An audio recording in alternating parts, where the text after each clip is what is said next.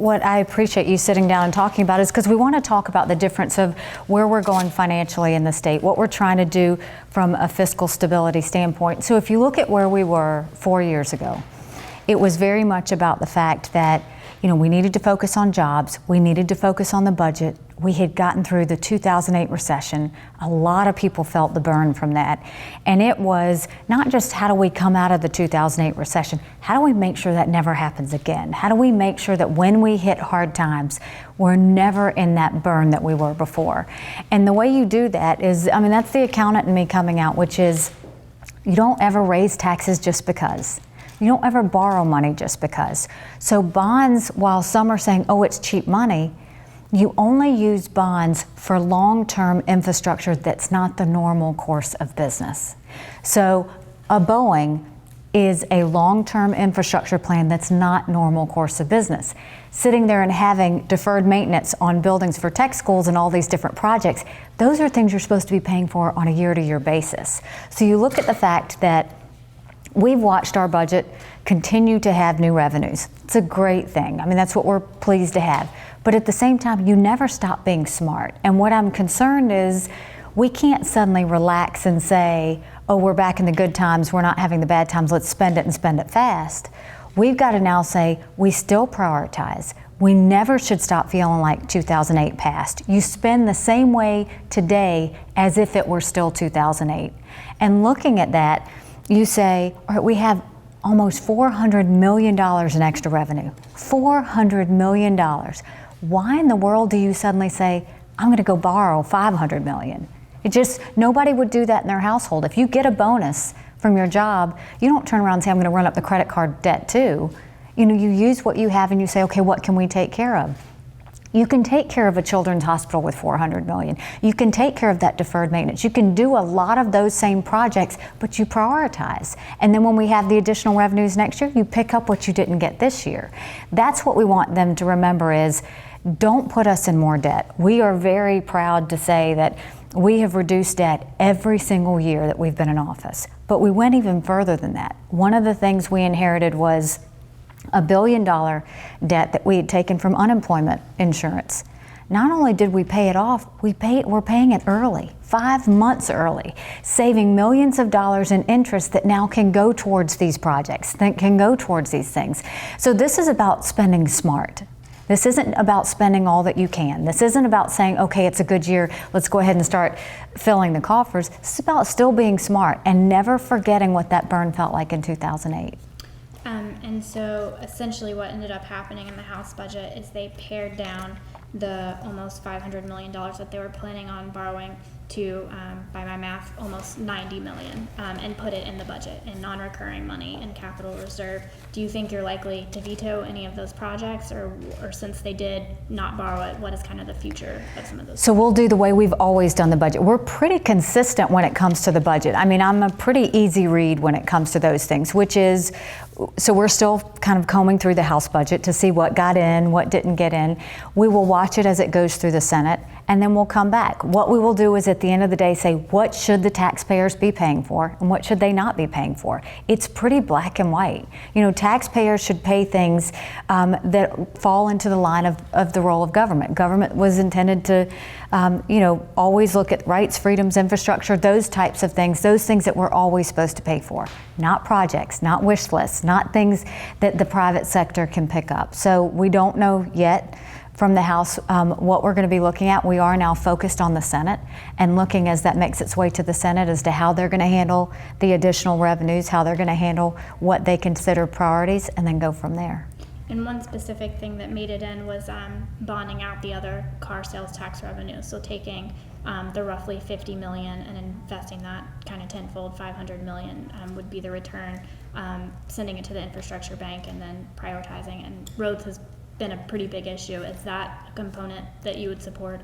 Well, we don't talk about vetoes until all the budget's said and done. What I will tell you is that when it comes to road funding, we're going to see a lot of conversation about that. We've been pretty clear where we are on that, which is, we acknowledge the fact that for safety purposes, for economic development reasons, we do need to address roads in the state, but we also want to make sure that we're focused on needs and not wants. We can always have a big Santa bag of wants, but the goal is needs. What do we need for needs? Well, according to Secretary Oakley, that in order to improve and fix all of our roads across the state, it would be $200 million. In order to keep them at a good level where we never have to worry about potholes, it would be an additional $200 million. So we're looking at $400 million every year that we want to make sure we can put directly to roads. That's where the focus is going to be on what we're looking at. What we're also going to do is tell the state that if we're going to do this, reform DOT. Understand that we can't continue to give money to an agency unless we know it's going exactly to roads and that that agency is going to be run as efficiently as possible. When you have commissioners from every region that are appointed by the legislature, it becomes a big grab bag. What they want to do is, how can they get their project? And so it's wheeling and dealing on those things. We don't need that. That's not what we want. If you look at every other one of my agencies, the director is in charge of the state plan. Right now we have regional road issues. Why don't we have state road issues? That's what we should be talking about, is South Carolina's road plan, not what one commissioner is fighting for. And so we want to get rid of the commissioners. We've told that to the House. We've been meeting with the Senate as well. And then once DOT is reformed, look at the funding for roads, make sure that money's going straight to roads, and make sure it's on a priority basis. It's not about who's president of the Senate, who's speaker of the House, who's chairman of Ways and Means. It should be about which road is being driven the most, which one is broken, which one is having economic development jobs coming into that area and needs to be expanded. It should be based on priorities, not just on wish lists. And the last time we talked about potential compromises between the bill you're supporting and then the one that came out of the House Right. ad hoc committee. Is that still something that you're looking at? Maybe not as large as 2 percentage point income tax cut, maybe reforming DOT, not the true cabinet agency, but more executive control. We've talked with the House members and now the senators at length. You know, we are willing to talk to them about getting this to work right. What we're saying is we do need to see some reform. So would I like it to be a cabinet agency? Yes. Can they at least make it a DHEC style to where it's just a board that works for the state, not for regions? I would talk about that. We would talk about that. Does it have to be 2 full percentage points? Needs to be a pretty significant tax cut. And the reason is, if you're growing by $400 million this year, and it hasn't even gone to the Senate, so it's going to be higher than that, and we're seeing that growth every year, and the economists are saying we're going to see it for another 5 or 6 years, I don't want us growing into that spending. That's not what we need to do. I mean, that's not smart. That's not fiscally stable. So what we do want to do is give that money back to the small businesses. Give it back to the taxpayers. Let them expand. Let them invest. Let them do things with their money instead of legislators spending it on projects. So that's where we're trying to go, is take advantage of the fact that roads are needed, but we also have a whole lot of growth that we want to make sure that we're spending wisely and not seeing it fall to the wayside. And if it was the full 2 percentage points, there's been the proposal of maybe increasing the gas tax by 20 cents. Is that something you would consider? We don't want to see it go past the 10 cents because promises have been made to the companies that have come here that transportation costs would be at a minimum, that they would stay at a level that can be managed, and that's because Georgia and North Carolina are higher than that. The companies that have come to South Carolina that we're also grateful for those 63,000 plus jobs in 45 out of 46 counties need to know what their consistent transportation costs are going to be. That's not only a promise made to them, it's a promise made to the businesses we already have, it's the promise being made to companies coming forward, is we have to be conscious of what their overhead is. So we know that 10 cents allows us to get the $400 million to properly take care of our roads. There will be another time where we have wants of how we want to improve infrastructure, how we want to add to it. Those are conversations that can be in separate legislation. And those are things, that way you debate that separately so that we're constantly looking at that. All we're talking about this year is how do we take care of the needs? Next year we can talk about the wants. Other years we can talk about the wants, but you start with your needs first and then you go from there. Last week on your schedule, you talked to Moody's state ratings team and Standard & Poor's. Was that about a potential income tax cut? What was kind of the conversation? So I spoke with both of the credit rating agencies. One, because you always want to make sure that you're in line with them, staying in conversation so that we are not just being fiscally responsible, but we're also making sure that we're keeping the credit rating at the highest it can be. And then two, there were some rumblings about people saying, oh, this is going to hurt our credit rating. And, you know, they confirmed what I knew, which is a tax decrease doesn't cause a credit rating to happen. You know, that's not how they work. basically the way they do work is if you have a tax decrease, they just also want to see a shift in spending too. And that means you're going to have additional revenues. Those revenues are going to go to income taxes. That's what we want. But if there is something else that happens, how are you going to handle it? So they just want predictability and consistency. But lots of states are doing tax decreases right now. Lots of states realize the opportunity in doing that. So what we would do is say, we're not going to do 2% all at once because we want to be safe. We want to be conservative in the way we do that. We're doing it over 10 years. So if it's 117 million for the first year, we're bringing in 400 million this year. Even during the 2008 recession, it would never have been, we always brought in on average over 200 million. So we can pay for this. But just to be on the safe side, what you will see us do is have a security fund off to the side that we put money in, like a savings account. So should we ever hit a time where things get ruffled, we've got a savings account to go to that we can pull from, so we're never in trouble. That's what a credit rating agency wants to see, is that we're making for comfort like that. We're making sure that we are never in trouble in a time that we need it. So that I will do it with my leadership. We'll make sure we start that account. We'll make sure that we save money in that it's labeled a certain way so that it can only be used should we see a downfall and it not have the estimates that we expect. And we think that that's what we need in terms of also giving back to the taxpayers and taking care of roads.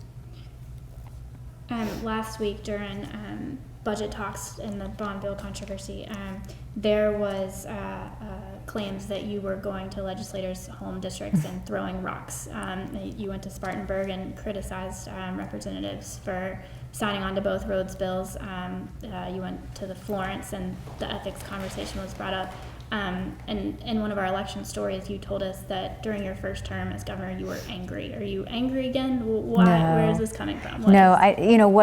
First of all, for the 4 years I've been in office, we've always gone to districts and educated them, whether it was on policy, whether it was on the actions of their legislators. This was nothing new. We've done this for 4 years where we've gone into districts, where we've educated the people on the actions of their legislators, on the actions of Columbia, and what we're trying to do in terms of jobs and continuing to move South Carolina forward. So what you saw in the last couple of weeks is what we've always done.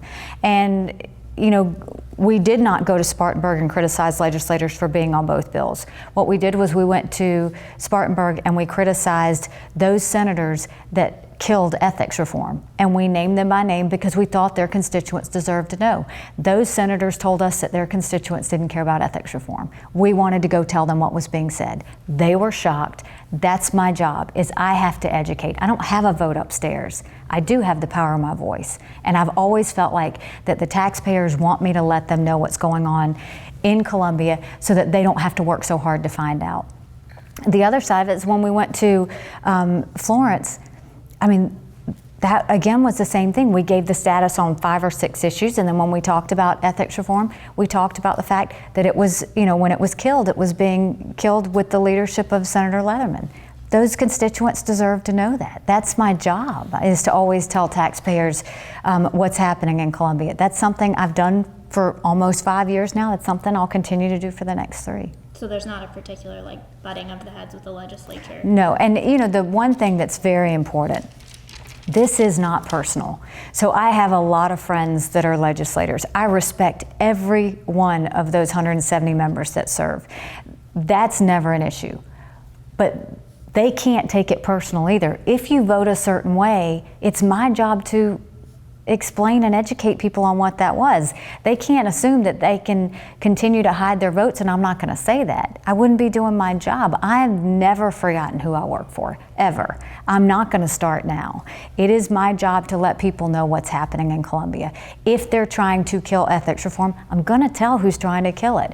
If they're trying to raise taxes, I'm going to let them know who's raising taxes. If they decide to borrow $500 million in a year where we have $400 million in new revenue, that's my job. I have to go tell them. Otherwise, what's the point of me being here? I've got to make sure it's good government in South Carolina, that there's a strong economy, that we're moving forward. If I see us moving back, I'm going to continue to talk about it. So will there be legislator report cards this year like they were?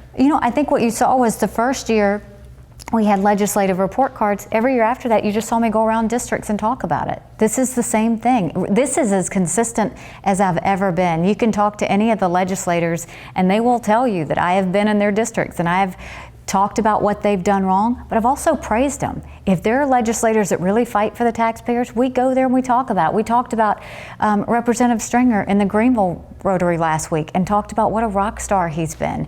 You know, we'll go to other districts and say, please thank your legislator for doing this or that, or these are the ones that supported it. These are who fought for tort reform. These are who fought for ethics. We do that and we'll continue to do that. It just happens to get more attention when we tell the other side of it. Sure. Okay, last question. Today, the International Association of Machinists and Aerospace Workers filed the petition to potentially unionize Boeing, South Carolina. You were very outspoken about this in your State of the State. What is action like if it were unionized? What does that say to other economic development companies that could potentially be looking at South Carolina? Well, first, just understand, as governor of South Carolina, I'm offended. I am extremely offended by this action because this is the exact same group that 4 years ago claimed that our workforce couldn't build an airplane. They complained our workforce didn't deserve to build an airplane. They complained that our workforce wasn't qualified to build an airplane. And now they've got the gall to come back and say, we're going to unionize because you're not doing enough for your workforce. It's totally hypocritical and it just flies in the face of everything. And I think that the workforce at Boeing will see it for what it is. These are people that didn't want them to build an airplane in the first place, and now they want to get the power from it. Now they want to go and get a vote and get in there. I will say it like I've always said it. The reason South Carolina doesn't have unions is because our companies understand the importance of taking care of those that take care of them. But more importantly, our associates appreciate the direct relationship they have with their employer. They don't want a middleman bully coming in between them, having their conversations for them. They don't want a middleman bully who claimed to be working for Washington State suddenly claiming to be working for the people of South Carolina. We see that for what it is. I think this is them trying to make their way into South Carolina. You will see us fight hard. You will see us expose them for the hypocrites that they are. And I think you'll see the associates at Boeing respond accordingly. In terms of other economic development, our companies understand you take care of those that take care of you. I mean, we say that all the time. We stress that to every new company that comes in, is that they have to take care of their people. They have to show them that they're a member of a team, that they're a member of a family. And if they do, you know, they'll respond in loyalty, they'll respond in productive work, and they'll respond in quality. And that's happened every time. So, you know, it's just offensive that this group thinks that we have forgotten what they said 4 years ago. We have not forgotten what they said 4 years ago, because those words stung. It stung when they said we couldn't build an airplane. It stung when they said we weren't smart enough. It stung when they said we didn't have the qualifications to do it. Well, it's going to sting them now when we tell them that we remember. Thank you. Okay.